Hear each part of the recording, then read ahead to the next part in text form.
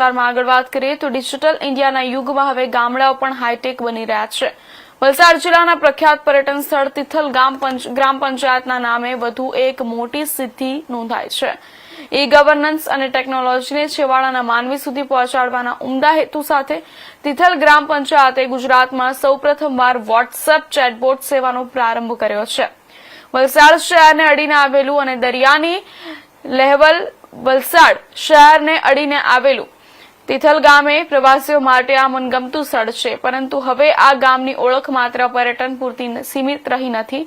તિથલ હવે ગુજરાતનું પ્રથમ એવું ગામ બન્યું છે જ્યાં પંચાયતનો વહીવટ લોકોના વોટ્સએપ પર આવી ગયો છે। રાજ્યમાં ઈ ગવર્નન્સને પ્રોત્સાહન આપવા માટે તિથલ ગ્રામ પંચાયતને નવતર પ્રયોગ હાથ ધર્યો છે।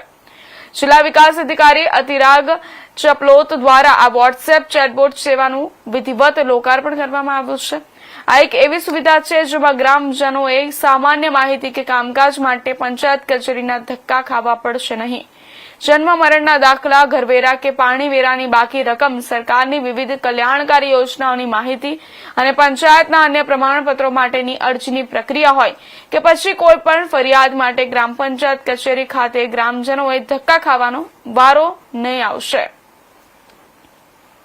આપણા જાણીએ છીએ બધા હિન્દુ નવવર્ષ આજે શરૂ થાય છે, આના નિમિત્તે જ તિથલ ગ્રામ પંચાયત પોતે એક ઇનિશિયેટિવ લઈને એક વોટ્સએપ ચેટબોટ સેવાની શરૂઆત કરી છે। આ વોટ્સએપ ચેટબોટમાં ગ્રામ પંચાયતને લગતી મહત્તમ જે બાબતો છે, જેમાં વેરા વસૂલાતની બાબત છે કે કોઈને ઘર બેસે વેરા ભરવાનું છે, પંચાયત જવાની જરૂર નથી, સરકારી કઈ કઈ યોજનામાં કયા ડોક્યુમેન્ટ રિક્વાયરમેન્ટ છે, કયા ફોર્મ રિક્વાયરમેન્ટ છે એ જાણવાના છે। પછી કંઈ ફરિયાદ પોતાના ફળિયામાં કે ઘરના બહાર કોઈ પંચાયતને લઈને કોઈ સુવિધાઓ સાથે છે તો એ કરવાની છે। આની સાથે સાથે ઘણી બધીનું આમાં ઉમેરવામાં આવ્યું છે। આનું મુખ્ય હેતુ એ જ છે કે લોકોનું સમય, એફર્ટ જે છે એ બચે અને સમય બચે બધાનું, પંચાયતનું પણ અને લોકોનું પણ। અને જેટલી વસ્તુ ડિજિટલ થઈ જાય તો આપણે આ ટેકનોલોજીના પ્રયોગના માધ્યમથી ગ્રામ પંચાયતની સુવિધાઓ સારી રીતે બધાને ઘર સુધી પહોંચાડી શકીએ। અને જે ગામમાં ના રહેતા હોય એવા તિથલ ગ્રામ પંચાયતમાં, કેમ કે ઘણા બધા લોકો મુંબઈ કે બહાર રહે છે, તો અહીંયા વારંવાર કંઈ પૂછા કરવાની કે આવવાની જરૂર નથી। જે જ્યાં હોય ત્યાંથી જે પોતાનો વેરો ભરી શકે, ત્યાંથી જે ગ્રામ પંચાયતમાં કંઈ ફરિયાદ કરવાની છે કરી શકે, ત્યાંથી જ જે સેવાઓ મેળવવાની છે એના વિશે જાણી શકે। એના ભાગરૂપે અહીંયા એક લોન્ચિંગનું પ્રોગ્રામ કરવામાં આવેલું હતું।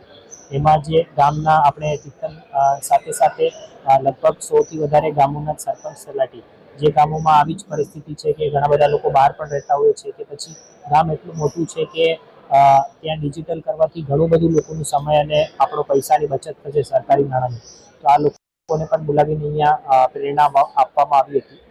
આવી રીતે આ પ્રોગ્રામ આજે પૂરું કરવામાં આવ્યો। હાલ જિલ્લામાં સૌપ્રથમ પંચાયત અમારી ડિજિટલ થવા જઈ રહી છે અને સૌને ઘર બેઠા સુવિધા મળે એના અમારા લગભગ 1.5-2 મહિનાથી મારા પ્રયત્ન ચાલુ હતા અને અમને ખૂબ જ મોટી સફળતા મળી છે અને અમે આજે આ વોટ્સઅપ ચેટબોટનું અમે નિર્માણ કરી શક્યા છે। તો અમારા પ્રયત્ન એવા છે કે મારા ગામના જે લોકો છે એ ઘણા બધા લોકો બોમ્બે છે, સુરત છે, બધા આઉટ સ્ટેટમાં રહેતા હોય છે, તો એમને વેરા વસૂલાત માટે પંચાયતને પણ તકલીફ પડતી હોય અને એમને પણ અહીંયા અવારનવાર આવવાનું થતું હોય તો વેરા ભરવામાં ખૂબ જ મુશ્કેલી થતી હોય છે। તો અમે નક્કી કરીને કે ચાલો આવી રીતનું કંઈક આપણે એક એપ બનાવી દઈએ જેથી કરીને ઘર બેઠા ત્યાં ઓફિસ વર્ક કરતા હોય ત્યાંથી પણ આ લોકો વેરો ભરી શકે।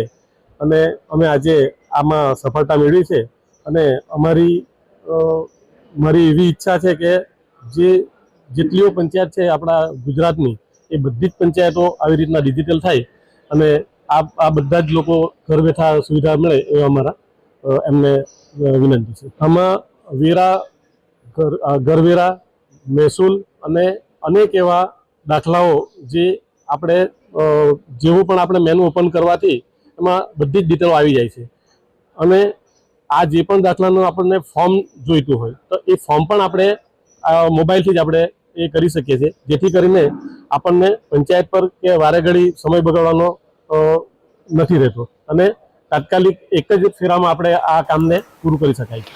જંબુસર તાલુકાના વેડજ